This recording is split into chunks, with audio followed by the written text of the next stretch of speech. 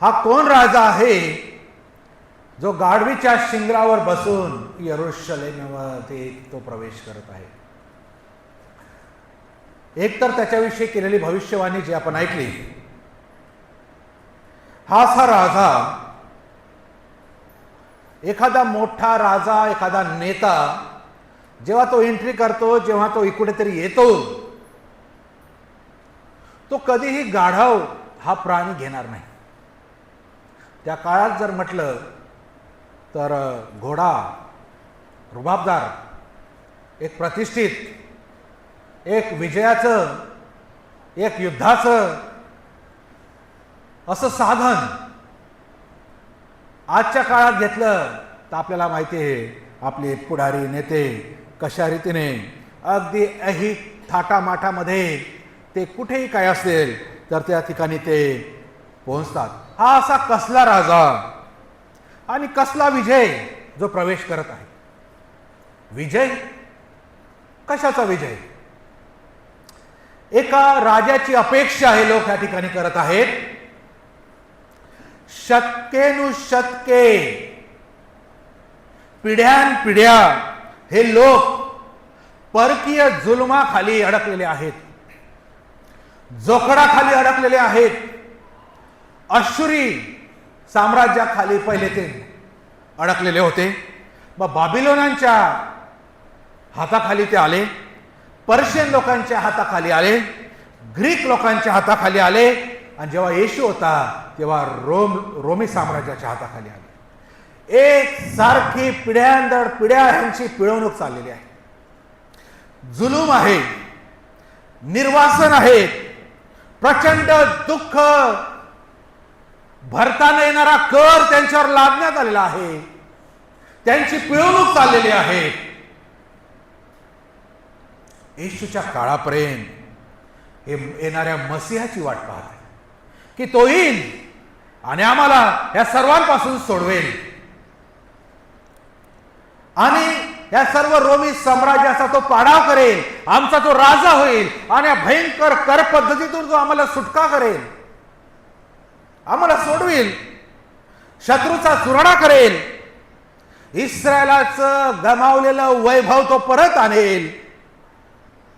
त्यांना एका योद्ध्याची, एका विजयी राजाची, सैन्यांचं नेतृत्व करणाऱ्या व्यक्तीची, अशा शासनाची अपेक्षा लोक करत होते.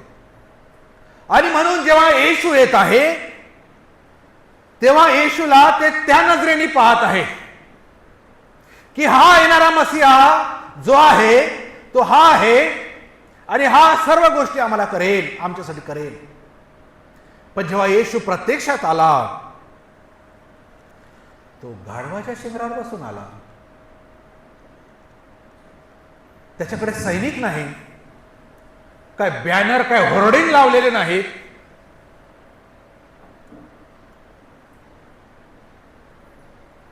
हा योगायोग नव्हता, ही भविष्यवाणी होती जी आम्ही पाहिले की सियोनेच्या कन्येला सांग, पहा तुझा राजा तुझ्याकडे नम्र होऊन, म्हणजे गाढवीच्या शिंगरावर बसून येत आहे. किती दुःखाची गोष्ट आहे. एक एक भविष्यवाणी जी पूर्वी केलेली होती, प्रभू येशू ख्रिस्त ती एक एक भविष्यवाणी पूर्ण करत आहे. आणि शास्त्राचे, धर्मशास्त्राचे अभ्यासक, तेथील लोक ज्यांना वचन तोंडी पाठ आहे, त्यांना हे समजत नाही, दिसत नाही की हाच तो मसीहा आहे. आज पण ते वाट पाहत आहे. तो बरोबर गाढवीच्या शिंगरावरच बसून आलेला आहे.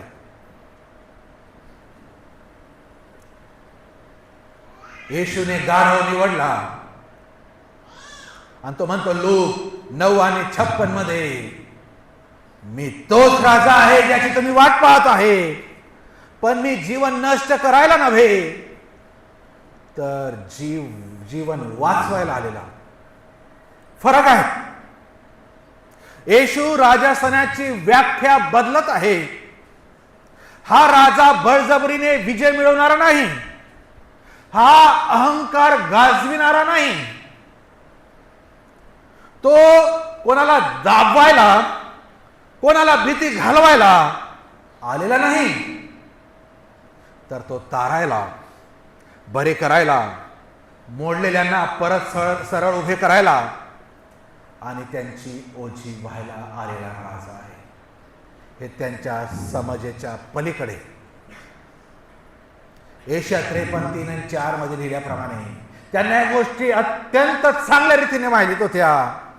ही भविष्यवाणी होती. तुच्छ मानलेला, व्याधींशी परिचित असलेला, त्याच्याकडे पाहून लोक तोंड फिरवतील असा हा राजा, पण त्यांनी त्याला ओळखले नाही. येशू गौरव निवडू शकला असता, त्याऐवजी त्याने नम्रता निवडली. बघा, येशूची फॉलोअर्स ऑलरेडी त्याचे आहेत. तो घोड्यावर येऊ शकला असता, पण त्याला माहिती आहे ही भविष्यवाणी होती आणि ती मी पूर्ण करत आहे, म्हणून त्याने जाणीवपूर्वक गाढव निवडला.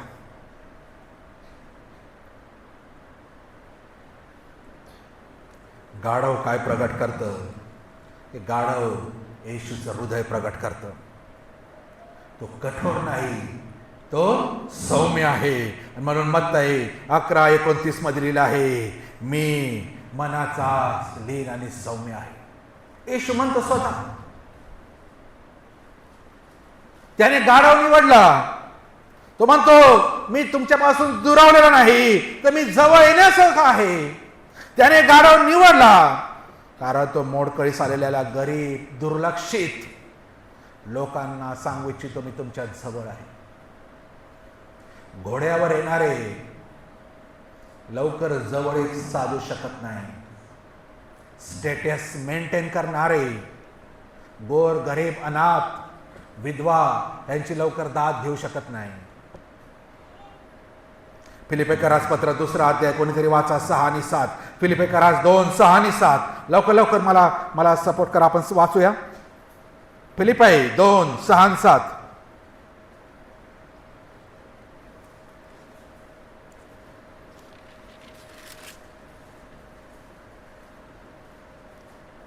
तो देवाच्या स्वरूपाचा असूनही देवाच्या बरोबरीचे असणे हा लाभ आहे असे त्याने मानले नाही, तर त्याने स्वतःला रिक्त केले, म्हणजे मनुष्याच्या प्रतिरूपाचे होऊन दासाचे स्वरूप धारण केले. देवाच्या बरोबरीचा असून त्याने लाभ, बरोबरीचे असणे हा लाभ आहे असे त्याने मानले नाही. स्वतःला रिक्त केले, स्वतःला खाली केले, म्हणजे मनुष्याच्या प्रतिरूपाचे होऊन, मग त्यातल्या त्यातही मनुष्याच्या प्रतिरूपाचं होऊन त्यातल्या त्यातही दासाचे रूप धारण केले. असा हा राजा. जसा प्रभू येशू ख्रिस्त यरूशलेममध्ये प्रवेश करत होता, तसे लोक त्याला होसान्ना, होसान्ना, प्रभूच्या नावाने येणारा धन्यवादित असो असा जय जयकार त्याच्यासाठी करत होते. होसान्ना आपल्याला माहिती आहे, म्हणजे आमचे रक्षण कर, आमचा बचाव कर.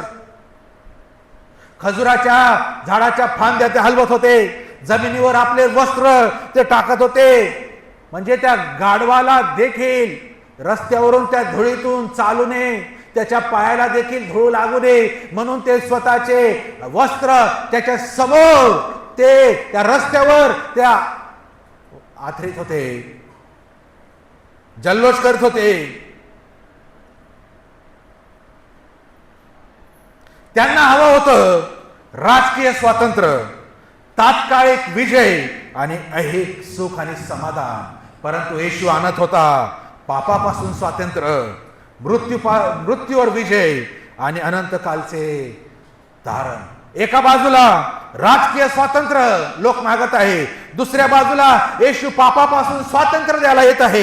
एका बाजूला तात्काळ विजय लोकांना हवा आहे, दुसऱ्या बाजूला येशू मृत्यूवर विजय देण्यासाठी आलेला आहे. एका बाजूला ऐहिक सुख, समाधान, जगिक गोष्टी लोकांना हव्या आहेत, दुसऱ्या बाजूला येशू अनंत कालचे तारण, अविनाशी जीवन द्यायला आलेला आहे. धक्कादायक गोष्ट होते त्या ठिकाणी, ते म्हणजे मत्ती 27, 22 आणि 23 मध्ये जे लोक आज होसान्ना होसान्ना आणि त्याला राजा म्हणत आहे, 2 ते 3 दिवसांनी हेच लोक रात्री पैसे घेऊन बिचारे रात्रभर झोपले नाही, पहाटे प्रेम याला वधस्तंभाला खिळा असे ओढत आहे. जेवढ्या जोऱ्यात होसांना म्हणत नाही त्याच्यापेक्षा जास्त जोऱ्यात याला वधस्तंभाला खिळा असे म्हणत आहे. 2 ते 3 दिवसात बदल, डायरेक्ट बदल. असे लोक जे बदलतात परिस्थितीने, जे बदलतात प्रलोभनाने, जे धोका देतात, जे गद्दारी करतात, जे विश्वासघात करतात, फक्त एवढ्याने विश्वासघात केला नाही, या संपूर्ण जमावाने विश्वासघात केला येशूचा.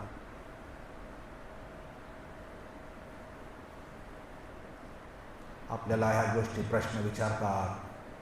आज येशूला तो खरोखर आहे म्हणून मी अनुसरतो, की फक्त त्याच्याकडून मला काय हवे म्हणून तो मला हवा आहे आणि म्हणून मी होसांना म्हणतो आणि म्हणून मी त्याचा जय जयकार करतो. प्रश्न आहे. आमचा राजा आमच्यावर प्रेम करतो आणि म्हणून तो किंमत मोजायला तयार झाला. प्रेमाची किंमत आहे. हे प्रेम फुकट मिळालं आम्हाला असं वाटतं ना, हे फुकट कधीच नव्हतं. भयंकर किंमत होती ह्या प्रेमाची. या राजाने चुकवली, पै चुकवली. आमचा न फेडता येणारा खर्च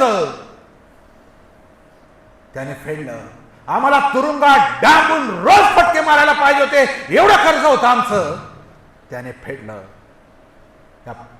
या पापाची किंमत मोजायला आमचा राजा तिथे आला. आणि येशूला पूर्ण माहिती होतं. लोकाच्या सुवर्तमान 18व्या अध्यायामध्ये 31 ते 33 मध्ये आम्ही वाचतो, येशू जेव्हा यरूशलेममध्ये प्रवेश करत आहे त्या गाढवाच्या शिंगरावर बसून याला पूर्ण माहिती आहे की आज जरी माझा जय जयकार होत आहे, जसा मी पुढे जात आहे तसं माझ्या पुढे काय वाढून ठेवलेलं आहे येशूला पूर्ण माहिती आहे.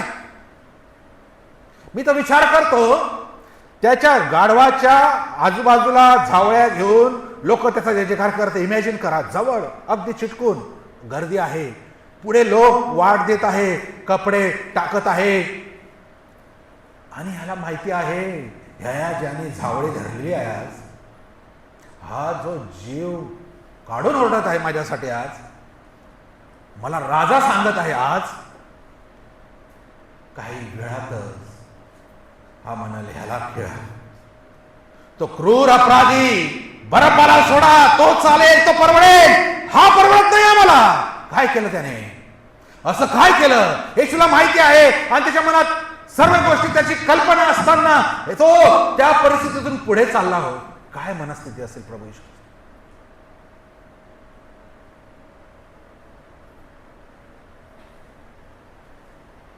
आणि म्हणून लोक 18:31 ते 33 मध्ये बघतो, पहा आपण यरूशलेम जात आहोत आणि मनुष्याच्या पुत्राबद्दल जे काही संदेश त्यांनी लिहित आहे ते सर्व पूर्ण होईल. कारण तो परराष्ट्रीयांच्या आधी दिला जाईल, त्याची थट्टा केली जाईल, त्याचा अपमान केला जाईल, त्याच्यावर थुंकले जाईल आणि त्याला शिवीगाळ करून ठार मारतील आणि तिसऱ्या दिवशी तो पूर्ण उठेल. येशूला पूर्ण कल्पना आहे काय होणार आहे माझ्या संगती. आता येशूला माहिती होतं हा जय जयकार संपणार आहे, खिळे येणार आहेत, वधस्तंभ जवळ आहे. त्याचे सर्वात जवळचे शिष्य त्याला सोडून पळून जाणार आहे. पेत्र त्याला 3दा नाकार करणार आहे. त्याला वेदना, अपमान, यातना सहन करावं लागणार आहे. तरी तो पुढे सरकत राहिला. हे गाढव त्याला दुःखाकडे नेत आहे, दुःखापासून दूर नाही. पुढे राजसिंहासन, राजगादी नाही, पुढे वधस्तंभ आहे. येशूला माहिती आहे आणि तो पुढे सरकत आहे. योहान 10:17-18 मध्ये लिहिलं, येशूचं प्रेम कोणतं आहे? मी माझे जीवन मी स्वतःहून देईल, कोणी ते माझ्याकडून घेत नाही, तर मी स्वतः ते देतो. तो स्वतः त्याचा जीव देण्यासाठी, त्याचं रक्त सांडण्यासाठी तो पुढे जात आहे. एक महत्वाची गोष्ट आहे, येशूचे जीवन कोणी हिरावून घेतले नाही. आता त्याला अटक केली, आता काय प्रॉब्लेम नाही, आता मी काय करू शकत नाही, मी सुटू शकत नाही म्हणून तो मारला गेला नाही. एक शब्द जर बोलला असता ना तिथे, कुठे पिलात आणि कुठे हेरोद अजून सापडले नसते. पण तो स्वतःहून चाललेला आहे स्वतःचा जीव देण्यासाठी. ही गोष्ट फार महत्वाची. कोणी त्याला खेळ ठोकल एवढं सोपं नाही, पण त्याने निवडलं स्वतः खेळ ठोकून गेलं. कोणी त्याच्यावर थुकेल, त्याची चेष्टा अपमान करेल, करू शकतात, पण त्याच कार्यासाठी तो आला आहे हे त्याला माहिती आहे. आणि म्हणून योहान 15:13 मध्ये म्हणतो, एखाद्या मित्राने आपल्या मित्रासाठी प्राण द्यावा ह्यापेक्षा मोठं प्रेम नाही, ह्याच्यापेक्षा मोठी प्रीती जगात नाही. एका मित्राने त्याच्या मित्रासाठी जीव द्यावा, आणि आपल्या ख्रिस्ताने आमच्यासाठी जीव दिला. आणि केव्हा दिला? त्याने जीव दिला. जरी तो म्हणतो एखाद्याने त्याच्या मित्रासाठी प्राण द्यावाच्यापेक्षा मोठी प्रीती नाही, पण जेव्हा तो प्राण अर्पत होता तेव्हा आम्ही त्याचे मित्र होतो का? रोमकरास पत्र आम्हाला काय सांगतं 5 आणि 8 मध्ये, आम्ही मित्र होतो का? आम्ही पापी असतानाच ख्रिस्त आमच्यासाठी मरण पावला. आम्ही मित्र नव्हतो, आम्ही शत्रू होतो. आणि आम्ही शत्रू होतो तरीही त्याने आमच्यासाठी प्राण अर्पिला. एखाद्याने एखाद्याच्या मित्रासाठी प्राण द्यावा ह्याच्यापेक्षा मोठं प्रेम नाही, मोठी प्रीती नाही. असं असलं तरी आम्ही शत्रू असतानाच त्याने आमच्यासाठी स्वतःचा प्राण अर्पण केला. जुन्या करारामध्ये जर आम्ही पाहतो, जुन्या करारामधील काही प्रेमाचं चित्र आम्ही जेव्हा पाहतो, जे आधीच घडलं, जे आम्हाला येशूची आठवण करून देते त्याच्या प्रीतीची. अब्राहम आणि इसहाक, उत्पत्ती 22 मध्ये आम्ही बघतो, हे जे अर्पण झालं हे आघाऊच ख्रिस्ताच्या अर्पणाला दर्शवतं. आपला एकुलता एक पुत्र इसहाकाला घेऊन अब्राहम त्याचा होम बली करण्यासाठी जेव्हा परमेश्वराने त्याला सांगितलं, अब्राहमाने त्याची आज्ञा पाळली. 3 दिवस प्रवास केला, मोरिया पर्वतावर गेला, वेदी बांधली, लाकडं रचलं, इसहाकाला बांधलं, हातात चाकू घेतलं. अब्राहमाचं मन कसं असेल तेव्हा, पण तो विश्वासाने पुढे गेला.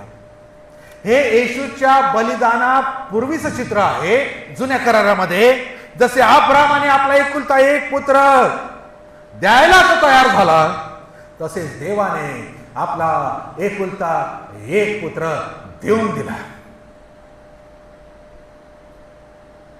आम्ही बघतो रूथ 1:16-17 मध्ये आम्ही बघतो, ती नामीला म्हणते, तू जिकडे जाशील तिकडे मी येईन, तू जिकडे राहशील तिकडे मी राहील, तुझे लोक माझे लोक होईल, तुझा देव माझा देव होईल. रूथने सर्व काही सोडलं, आपला देश, आपले देव, आपले कुटुंब, फक्त नामीवरील प्रेमासाठी. आणि येशूच्या प्रेमाचे छोटं प्रतिबिंब आहे जुन्या काळात. येशू रिक्त झाला असेल, रिक्त. त्याने स्वर्ग सोडला, सुख सोडलं, देवाच्या समान असून देखील त्याने ते मानलं नाही. आणि मनुष्य रूप धारण केलं. एवढंच नाही तर मनुष्य रूपात बी दासाचं रूप धारण केलं. दावीद आणि योनाथान, पहिले शमूएल 20, योनाथानाचे दावीदावर इतकं प्रेम होतं की त्याने आपले राज्य, आपला वारसा, आपल्या वडिलांची कृपा सर्व काही धोक्यात घातलं आणि दावीदाला सर्वस्व पणाला लावून त्याने दाविदाला देऊन दिलं. जरी योनाथान शौलानंतर त्या गादीवर वारसा त्याचा असताना त्याने दाविदाला पुढे केलं. येशूने आपल्यासाठी स्वतःच्या जीवनपणाला लावलं. आम्ही वाचावं म्हणून, आम्हाला ते स्थान मिळावं म्हणून, आम्हाला ते स्टँडर्ड मिळावे म्हणून, आम्हाला देवाचे लेकरं म्हणावे म्हणून.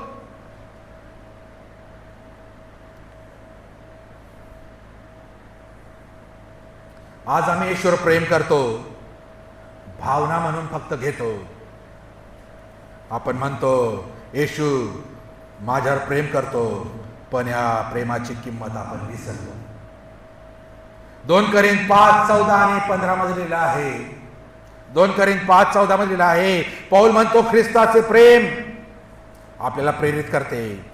कारण आपण असे समजतो की जो एक सर्वांसाठी मरण पावला तो सर्व मरण पावले म्हणून, आणि जो सर्वांसाठी मरण पावला यासाठी की जिवंत असलेले म्हणजे आपणासाठी नव्हे तर तो त्याच्यासाठी मरण पावला व पुन्हा उठला यासाठी जगावे. आता भाषांतर वेगवेगळे आहे.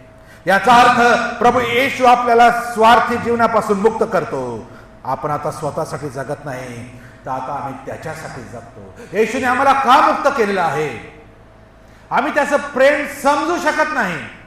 आम्ही फक्त म्हणतो मी येशूवर प्रेम करतो, पण येशूवर प्रेम करणारा असा म्हणतो आता मी जगत नाही, तर येशू माझ्या ठाई जगतो, मी येशूसाठी जगतो. ज्याला येशूचं प्रेम कळतं तोच ही गोष्ट बोलू शकेल. येशूने गाढवावर स्वार होऊन दुःखाकडे गेला. त्याने गौरव सोडली, नम्रता स्वीकारली. हे आपल्याला शिकवते की प्रेम महाग झाले तरी मागे फिरले नाही. आपण इथून काय घेऊन जाईल मला माहिती नाही, पण ही लाईन नक्की घेऊन जा. प्रेम महाग झाले तरी मागे फिरले नाही. योहान 13:1 मध्ये आम्हाला वाचायला मिळतं. योहान 13:1 मध्ये वलांडण सणापूर्वी असे झाले की येशू आता या जगातून पित्याकडे जाण्याची आपली वेळ आली आहे जाणून या जगातील स्वकीयांवर त्याचे जे प्रेम होते ते त्याने शेवटपर्यंत केले. शेवटपर्यंत प्रेम केले.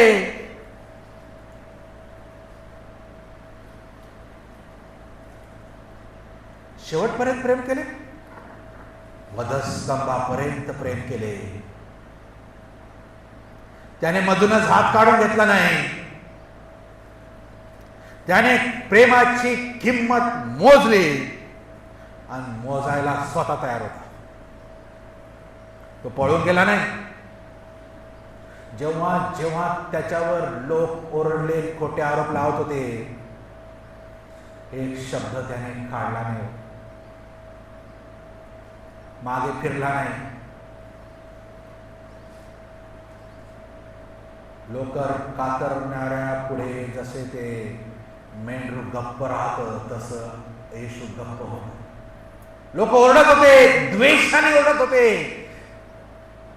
मागे फिरला नाही. अरे मी तुमच्यासाठी आलो, तुम्हीच मला वधस्तंभावर खेळायला आज ओरडत आहे. येशू मागे फिरला नाही, बोलला पण नाही. 6 वेळेत त्या रात्री पहाटेपर्यंत 6 कचेऱ्यांमध्ये फिरला तो. 6 ठिकाणी कोणालाच त्याच्या ठाई दोष आढळला नाही. आणि म्हणून सैनिकांनी त्याच्या किरीमेची झगा घातला, हातात त्याला हे दिलं आणि त्याच्या डोक्यावर काट्याचा मुकुट घातला, त्याला मारलं, डोळे झाकले आणि म्हणाले आता तू जर देव आहे ना सांग कोणी तुला मारलं. डोळे झाकले, मारायचे, सांग, अंतर्ज्ञानाने सांग. अशी क्रूर चेष्टा येशूची करत होते. येशू तरी मागे फिरला नाही.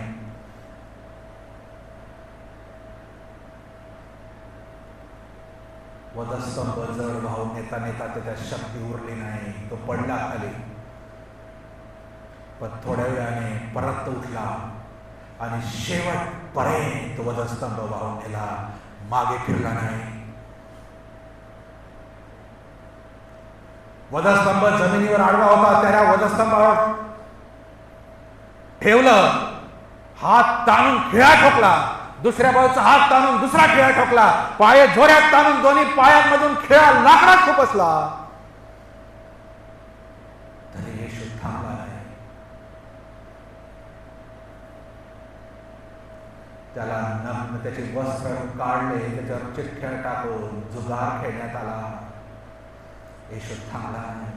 आणि जेव्हा तो करत होता, या सर्व गोष्टीतून तो जात होता, तेव्हा तो हे दाखवत होता, प्रेम महाग झाले तरी मागे फिरत नाही.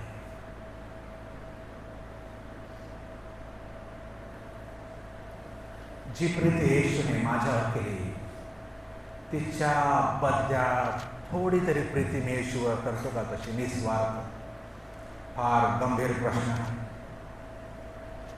फार गंभीर प्रश्न आहे. आज ख्रिस्ती जगतामध्ये 3 भ्रष्ट प्रवृत्ती निर्माण झालेल्या आहेत, या ओरडणाऱ्यांच्या, होसांना ओरडणाऱ्यांच्या. प्रॉस्पेरिटी गॉस्पल, संपत्तीची, भरभराटीची, आशीर्वादांची सुवार्ता. आज अनेक चर्चमध्ये शिकवलं जातं, येशू तुम्हाला श्रीमंत करेल, धनवान करेल, आशीर्वादाने भरेल, येशू तुमचे सर्व आजार बरे करेल, येशू तुमचे सर्व संकट दूर करेल. प्रॉस्पेरिटी गॉस्पल अशी शिकवण चर्चेस मध्ये दिली जाते, पण पूर्ण सत्य नाही. हे पूर्ण सत्य नाही. आणि म्हणून त्यांच्या मागे आज लोंढ्यांचे लोंढे चाललेले आहेत. तुम्ही काही करा, जर तुम्ही आमच्याकडे आले तुम्हाला आशीर्वाद नक्की मिळेल. पण येशू म्हणतो, योहान 16 आणि 33 मध्ये येशू म्हणतो, योहान 16 आणि 33 मध्ये आहे, माझ्या ठाई तुम्हाला शांती मिळावी म्हणून मी तुम्हाला या गोष्टी सांगितल्या आहे. जगात तुम्हाला क्लेश होते, जगात तुम्हाला आशीर्वाद मिळेल, जगात तुम्हाला धन दौलत मिळेल, जगात तुमचे सर्व आजारात तुम्ही फक्त माझ्याकडे मागा, 1 मिनिटात बरे होईल, जगात तुम्हाला मोठ्या मोठ्या प्रॉपर्टी मिळेल. असं लिहिलंय का? तुम्ही फक्त माझ्या सेवकांकडे जा, तुमच्या पिढ्यांचे भविष्य तो सांगून देईल. येशू म्हणतो, जगात तुम्हाला दुःख होईल, जगात तुम्ही असताना तुम्हाला क्लेश होईल, सांभाळा, दिवस वाईट आहे. तो तरी धीर धरा, मी जगाला जिंकले आहे. आणि हा धोका आहे, हा थ्रेट आहे ख्रिस्ती लोकांना, होसांना म्हणणाऱ्यांना, फक्त काहीतरी पाहिजे म्हणून देवाकडे येणाऱ्यांना. जगात दुःख आहे, जगात क्लेश आहे, कारण माझा राजा दुःखातून गेला. जे प्रामाणिक आहे, जे दौडदौड करत नाही, त्यांच्या वाट्याला दुःखच असतं. त्यांचे मित्र असू शकत नाही जास्त, त्यांना क्लेशाला सामोरं जावं लागतं. हे सत्य आहे. येशू सांगतो, जगात क्लेश आहे. दुसऱ्या प्रकारचे लोक, होसांना म्हणणाऱ्यांमध्ये नावाचे ख्रिस्ती. तिताला पत्र 1 अध्याय आणि 16 वचन. तिताला पत्र 1 अध्याय आणि 16 वचनातील आहे, आपण देवाला ओळखतो असे ते बोलून दाखवतात, पण कृतींनी त्याला नाकारितात. ते अमंगळ, आज्ञाभंजक व प्रत्येक चांगल्या कामास नालायक आहेत. आपण देवाला ओळखतो असे ते बोलून दाखवतात आणि कृतींनी नाकारतात. होसांना म्हणणाऱ्यामधील एक दुसरा गट आहे. मी देवाला ओळखतो, मला सर्व माहिती आहे, मला सर्व समजतं. जसे लोक येशूला घेऊन चाललेले आहे, काहीतरी मिळणार आहे आता म्हणून आहे, काही मिळालं नाही तर याला वधस्तंभावर खिळा. नालायक आहे. मी सांगत नाही, शास्त्राचा शब्द आहे नालायक. तुमच्या बायबलमध्ये काय लिहिले मला माहिती नाही, माझ्या बायबलमध्ये लिहिलं आहे, प्रत्येक चांगल्या कामास. आहे का लिहिले तुमच्या शास्त्रात? प्रत्येक चांगल्या कामात, म्हणजे कोणतंही काम त्यांच्याकडे असेल, नालायक आहेत. दुसऱ्या प्रकारातले लोक. तिसऱ्या प्रकारचे लोक, सोयीस्कर ख्रिस्तीपणा. 2 तिमोथी 3 अध्याय आणि 5वं वचन, 2 तिमोथी 3रा अध्याय आणि 5वं वचन, सुभक्तीचे केवळ बाह्यरूप दाखवून तिचे सामर्थ्य नाकारणारी अशी ती होती, त्यांच्यापासून दूर राहा.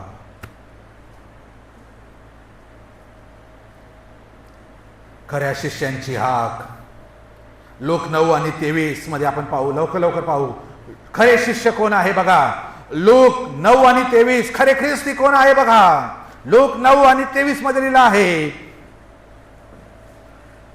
त्याने सर्वांस म्हटले, जर कोणी माझ्या मागे येऊ पाहतो तर त्याने आत्मत्याग करावा व दररोज स्वतःचा वधस्तंभ उचलून घेऊन मला अनुसरावे. आत्मत्याग करावा. जो माझा आहे, जो माझ्या मागे येऊ पाहतो, फक्त होसाना म्हणून चालणार नाही, फक्त राजा म्हणून चालणार नाही, तर जो माझ्या मागे येऊ इच्छितो त्याने मला अनुसरावे. आणि शब्द वापरलेला आहे दररोज.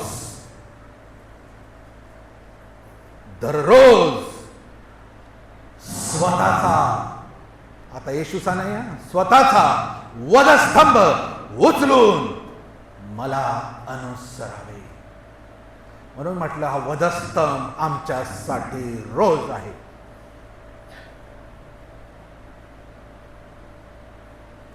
ख्रिस्ती जीवन कठीण आहे. येशूच्या मागे जाणं कठीण आहे. येशूला अनुसरणं इतकं सोपं नाही.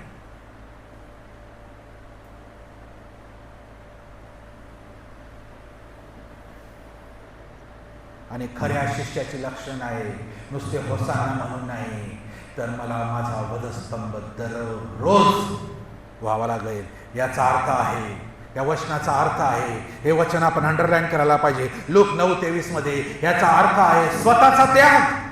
रोज वधस्तंभ घेणे आणि माझ्या मागे येणे असे म्हणतो. स्वतःचा त्याग करणं म्हणजे काय? माझ्या इच्छा, माझी स्वप्न, माझ्या योजना यांचा त्याग. हा फक्त एकदाचा त्याग नाही, दररोजचा माझ्या इच्छा, दररोज माझी स्वप्न, दररोज माझ्या योजना. येशूने जसे गेत्सेमने बागेमध्ये पित्याला म्हटले, मत्तई 26:39, माझ्या इच्छेप्रमाणे नव्हे तुझ्या इच्छेप्रमाणे हो. त्याच्या इच्छेचा त्याग, येशूने त्याच्या इच्छेचा त्याग केला आणि पित्याची इच्छा त्याने मानली. हे आहे येशूच्या मागे येणं. रोज वधस्तंभ वाहणं म्हणजे 1 कोरिंथ 15 आणि 31 मध्ये लिहिलं आहे, रोज माझ्या अहंकाराला, माझ्या अभिमानाला आणि माझ्या स्वार्थाला मारणं. रोज येशू हा वधस्तंभ माझा रोज व्हायचा आहे, तर माझा अहंकार, माझा अभिमान आणि माझा स्वार्थ त्याला रोज त्या वधस्तंभावर मारावं लागेल आणि तो उचलून मला येशूच्या मागे चालला लागेल. आणि 1 कोरिंथ 15 आणि 31 मध्ये मी दररोज मरतो. आणि तिसरी गोष्ट, माझ्या मागे येशू म्हणतो म्हणजे येशूच्या वाटेने चालणे, त्याच्या आज्ञा पाळणे, त्याचं चारित्र्य अनुसरणे. म्हणून 1 पेत्र 2 आणि 11 मध्ये लिहिलं आहे, ख्रिस्ताने तुमच्यासाठी दुःख सहन केले आणि तुम्हाला एक आदर्श दिला, जेणेकरून तुम्ही त्याच्या पावलावर पाऊल ठेवून चालावे. फक्त होसाना म्हणून गाढवाच्या मागे जाऊन, तो गाढव हुशार होता, पण हे जास्त गाढव होते जावळे घेणारे. तो गाढव हुशार होता, ज्याला आपण मूर्ख प्राणी म्हणतो. सरळ चालला.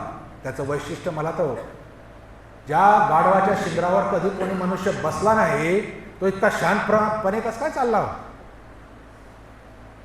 प्राण्याला शिकवावं लागतं. तो हुशार, तो प्रामाणिक, तो आज्ञाधारी. पण हे 2 दिवसात बदलणारे लबाड ख्रिस्ती लोक काही पाहिजे म्हणून आहे. म्हणून जग आम्हाला आज पण नावं ठेवतं. त्यांनी धर्मपरिवर्तन केलं कारण 5-5 किलो तांदूळावर विकले गेले असं नाव ठेवतात. तो आमच्या लाज वाटत. काहीतरी यांना मिळालं म्हणून यांनी धर्मपरिवर्तन केलं. आणि खरं बी असं काही अंशी काही ठिकाणी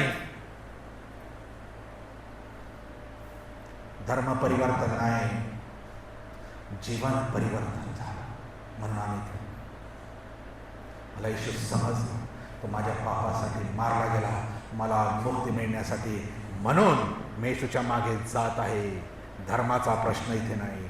शेवटली अजून काही गोष्ट मी मुद्दे मांडू इच्छितो की त्या लोकांनी वस्त्र, स्वतःचे वस्त्र त्याच्या समोर अंथरले. अत्यंत महत्वाची गोष्ट इथे नोंदवलेली आहे, नीट लक्ष देऊया. कोणाला उष्णता होत असेल, चांगली गोष्ट होऊ द्या. माझा येशू तिथे 9 ते 3 वाजेपर्यंत वधस्तंभावर होता. आम्ही त्याच्यासाठी थोडा वेळ थांबू शकतो. मोठ्या समुदायाने आपली वस्त्रे रस्त्यावर अंथरली असलेली आहे. ही कृती एक सांस्कृतिक रीती नव्हती, याचा खोल आणि सखोल अर्थ आहे. वस्त्र अंथरले येशू समोर, याचा अर्थ असा आहे, जुन्या करारामध्ये राजे महाराजे जेव्हा युद्धामध्ये विजय त्यांना मिळत होते असे, आणि जेव्हा ते परत आपल्या राज्यात येत होत असे, त्या ठिकाणी येत असे, तेव्हा लोक त्यांच्या पुढे वस्त्र अंथरत होते आणि एक प्रकारे राजाची वाहवा ते करत होते. एक प्रकारे तू आम्हाला वाचवलं आणि म्हणून तुझ्या अधिकाराला आम्ही मान्यता देत आहोत, म्हणून ते वस्त्र त्याच्या पुढे अंथरण्याचा हा एक अर्थ आहे. आपल्याला वाचायला पाहिजे. 2 राजे 9 आणि 13 मध्ये आपण वाचतो ही गोष्ट. 2 राजे 9 आणि 13 लिहिलं आहे. हे ऐकून त्याने त्वरा करून आपापली वस्त्रे उतरून त्याच्या पायाखाली पायऱ्यांवर पसरली आणि कर्णा वाजवून येहू राजा झाला असा पुकारा केला. येहू नावाचा व्यक्ती जेव्हा राजा झाला, त्याला अभिषेक करण्यात आला, तेव्हा लोकांनी त्याच्या पुढे त्या पायऱ्यांवर वस्त्रे पसरली. ही कृती म्हणजे त्याच्या राजाधिकाराला अधीनता दर्शविणे अशी होती. तुझ्या राजाधिकाराला आम्ही अधीन आहोत, आम्ही समर्पित आहोत, आम्ही तुला मान्यता दिलेली आहे. ह्या कृतीद्वारे दर्शवले, ह्या असा त्याचा अर्थ आहे. येशूच्या बाबतीत हेच घडत होतं, पण फरक होता. हा येहू रथावर घोड्यात स्वार होऊन तो येत होता, घोड्यांच्या रथावर. येशू मात्र गाढवावर स्वार होऊन येत आहे. येहू राजकीय राजा आहे, येशू आध्यात्मिक राजा आहे. येहू शत्रूंचा नाश करायला आलेला आहे, येशू स्वतःचा प्राण शत्रूंवर प्रेमाखातीर द्यायला तयार आहे. हीच गोष्ट लोकांना समजत नाही. वस्त्राचा अर्थ, आता जसे मॉलमध्ये कधी जा आणि वस्त्र भेटतील असं नव्हतं. तेव्हा वस्त्र पुष्कळदा घरी शिवले जात होते. खूप कठीण होतं वस्त्र शिवणं, म्हणजे वस्त्र असणं म्हणजे स्टेटस होतं. वस्त्र म्हणजे प्रतिष्ठा, सन्मान आणि एक ओळख. आपण जशी वस्त्र परिधान करतो त्यावरून आमची ओळख दिसते, त्यावरून आमची आवड निवड समजते, त्यावरून आमची प्रतिष्ठा समजते.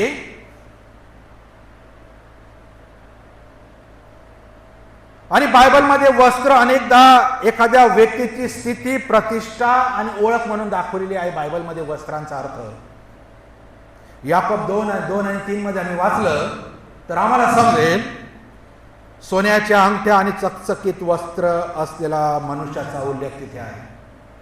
चकचकीत वस्त्र, याकोब 2 आणि 3 मध्ये. उत्पत्ती 37 मध्ये याकोबाने योसेफाला रंगीबेरंगी अंगरखा दिला, झगा दिला. लूक 15 मध्ये त्या बापाने या उधाळ्या पुत्राला परत आल्यानंतर त्याला उत्तम वस्त्र दिले. या गोष्टीचा अर्थ, लोकांनी वस्त्र जमिनीवर अंथरली म्हणजे येशू समोर स्वतःची प्रतिष्ठा, स्वतःचा सन्मान, स्वतःची ओळख सोडून द्यायला ते तयार आहे. आणि ते म्हणत आहे, हे राजा, तुझ्या पुढे आमचं काही मूल्य नाही, तू आमच्यासाठी आता सर्वस्व आहे. दुसरा अर्थ होतो वस्त्राचा, आपण पाहिलं प्रतिष्ठा, सन्मान, ओळख. दुसरा अर्थ आहे धार्मिकता किंवा पुण्यकर्म. वस्त्राचा अर्थ यशाया म्हणतो 64 मध्ये आणि 4 मध्ये यशाया म्हणतो, आम्ही अशुद्ध झालो आहोत, आमची सर्व धार्मिकता मळलेल्या चिंधीप्रमाणे, कापडाप्रमाणे आहे असं तो म्हणतो.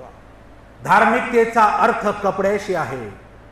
आमची धार्मिकता मळलेल्या घाणेरड्या वस्त्राप्रमाणे आहे. मनुष्याची स्वतःची धार्मिकता, स्वतःची पुण्याई, स्वतःचे सद्गुण सर्व देवाच्या कृपेच्या समोर मळलेल्या चिन्हांप्रमाणे आहेत. जेव्हा लोक आपली वस्त्र जमिनीवर अंथरत होते तेव्हा ते प्रतिकात्मक रीतीने म्हणत होते, आमची धार्मिकता, आमची स्वतःची धार्मिकता पुरेशी नाही, आम्ही ती तुझ्या पुढे ठेवतो, तुझी धार्मिकता आम्हाला हवी आहे. आमची धार्मिकता नको, तुझी धार्मिकता आम्हाला हवी आहे. प्रगटीकरणात पण लिहिलं आहे, जो विजय मिळवतो त्याला तो झगा मिळेल नाही, पांढरा. तिसरा अर्थ आहे वस्त्राचा स्वतःचा अभिमान किंवा आत्मविश्वास. आपली वस्त्र म्हणजे आपला अभिमान आणि आत्मविश्वासाची पण खूण आहे. लोक महागडी वस्त्र का घालतात? कारण त्यामुळे आत्मविश्वास वाटतो. बरोबर फिटिंग मध्येच पाहिजे, ब्रँडेड पाहिजे.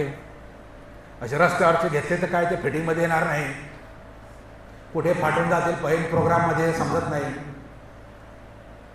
मग जशा आपापल्या ऐपतीप्रमाणे जशी ऐपत तसे लोकांना अधिक चांगलं पाहिजे आहे, कारण ती आत्मविश्वास आणि ओळखीची निगडीत आहे. आणि वस्त्र येशू समोर टाकत होते म्हणजे आपला आत्मविश्वास येशूच्या पायाजवळ ते ठेवत होते. हे अर्थ आहेत वस्त्र येशू समोर टाकण्याची. ही कृती नम्रतेसोबत देखील जोडलेली होती. याकोब म्हणतो 4 आणि 10 मध्ये, प्रभू समोर नम्र व्हा म्हणजे तो तुम्हाला उंच करेल. आजचे ख्रिस्ती लोक, येशू आज आपल्या जीवनात येत आहे. नम्रतेने तो गाढवावर बसून येऊ इच्छित आहे. आज पण हळूवारपणे तो आपल्याला विचारत आहे, तू माझ्या पायाशी आपली वस्त्र अंथरशील का?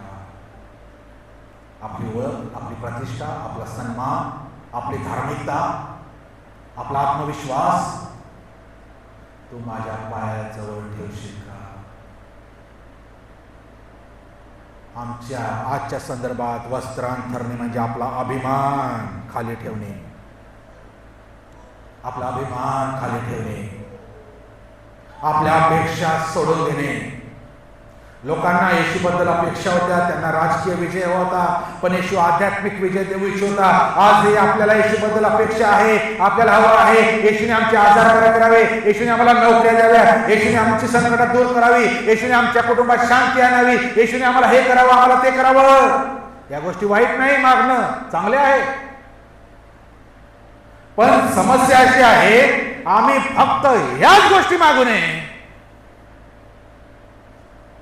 आणि जेव्हा या गोष्टी एखाद्या ख्रिस्ती व्यक्तीला मिळत नाही, एवढे वर्ष झाले हे करत आहे, ते करत आहे, आजार बरे होत नाही, आशीर्वाद मिळत नाही, मग ती व्यक्ती नाराज होते. आणि अशी नाराज झालेली व्यक्ती मग येशू समोर आपली वस्त्र अंथरू शकत नाही, कारण त्याच्या अपेक्षा येशूने पूर्ण केलेल्या नाही. ज्याच्या अपेक्षा पूर्ण झालेल्या नाहीत. बघा, म्हणून आज ख्रिस्ती समाजामध्ये जिथे रोग बरे करतात असा दावा करतात, जिथे भविष्य सांगतात असा दावा करतात, जिथे आशीर्वाद मिळतील असा दावा करतात, लपून छपून कसेही जायला तयार आहेत, कारण येशू इथे अपेक्षा पूर्ण करत नाही. आणि ज्यांच्या अपेक्षा पूर्ण होत नाही ते कधीही वस्त्र टाकणार नाही येशू समोर. आपली प्रतिष्ठा, आपली ओळख येशूच्या पायाजवळ ठेवणं. आपल्या समाजामध्ये आपल्याला लोक काय म्हणतील ही सर्वात जास्त भीती असते, आणि याची सतत काळजी देखील असते, लोक काय म्हणतील. पण जेव्हा आपण येशूच्या पायाजवळ वस्त्र अंथरतो तेव्हा आपण म्हणतो, लोक काय म्हणतात यापेक्षा येशू काय म्हणतो याचं महत्व मला आहे. आपलं जीवन येशूच्या कार्यासाठी समर्पित करणं, वस्त्र अंथरणं म्हणजे आपलं सर्वस्व येशूपाशी शरण पायाशी ठेवणं. रोम 12:1 मधील आहे म्हणून बंधूंनो, देवाच्या करुण्याचे बळ करून विनंती करतो की तुम्ही आपले शरीर जिवंत पवित्र देवाला आवडणारा यज्ञाचा अर्पा.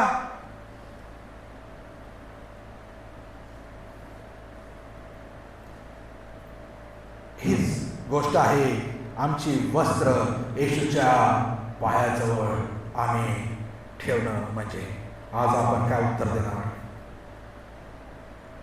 आज येशू आम्हाला विचारत आहे, तू माझ्या पायाशी आपले वस्त्र अंथरशील का? आम्ही प्रतिकात्मक रीतीने ख्रिस्ती समाज आज काय करत आहे? रोज प्रत्येक चर्चने, भारतात म्हणा भारताच्या बाहेर जगातल्या कोणत्याही ठिकाणी, आज प्रत्येक चर्चने सकाळी फेरी काढली जिला आम्ही नाव देतो प्रभात फेरी. मग काय करतात प्रभात फेरीत? काय केलं आम्ही? काय केलं? जावळ्या घेतल्या, जावळ्या भेटत नसेल तर ढाळ्या घेतल्या आणि मारले 2 चक्कर, 1 चक्कर. ती बी अशी करतात काय काय, अशी चालले गर्दीच्या मागे. पण लेकरा तिला सजवतात, फुलं लावतात, नाही का, काय काय करतात. किती कठीण गोष्ट आहे. ह्या गोष्टी पाळून पाळून आमच्या चालीरीती बनून गेल्या या गोष्टी. आज ते जर फेरी मारली नाही तर ख्रिस्तींनी असं सांगितलं, हेतू पुरस्कार जाणीवपूर्वक आम्ही अर्ध्या गोष्टी पाळतो. जर पाळायचं ना, उपासात पण तेच होतं. 40 दिवस उपास आता विषय नाही, पण दिवसात पाळतात, रात्री उपासन नाही. अर्ध्या सोयीस्कर वस्तू घ्यायच्या. इथे पण ह्यांनी फक्त ढाळ्या घेतल्या का हातात? ह्यांनी कपडे टाकले. टाकतात कपडे रस्त्यावर? टाकल नाही टाकणार. आम्ही सोयीस्कर सोपं निवडतो. करायचं मग पूर्ण करा, अर्धवट कशाला करायचं? त्यांनी ढाळ्या घेतल्या म्हणून मी ढाळ्या घेतो, त्यांनी झावळ्या घेतल्या म्हणून मी झावळ्या घेतो, पण त्यांनी कपडे टाकले, मी टाकणार नाही. हा मूर्खपणा आहे. पुढे येशू गाढवावर राहिला असं म्हणतील काही तत्वज्ञानी. नाही, हा अर्थ आहे. येशू विचारतो, तू माझ्या पायाशी आपली वस्त्रे अंथरण्यास तयार आहे का? म्हणजे आपला अभिमान खाली ठेवायला तयार आहे का माझ्या पायासोबत? तू आपला उद्देश माझ्या पायाजवळ ठेवायला तयार आहे का? तू आपली प्रतिष्ठा, आपली ओळख माझ्या पायाखाली ठेवायला तयार आहे का? तू तुझे जीवन मला अर्पण करून माझ्या पायाजवळ ठेवण्यास तयार आहे का?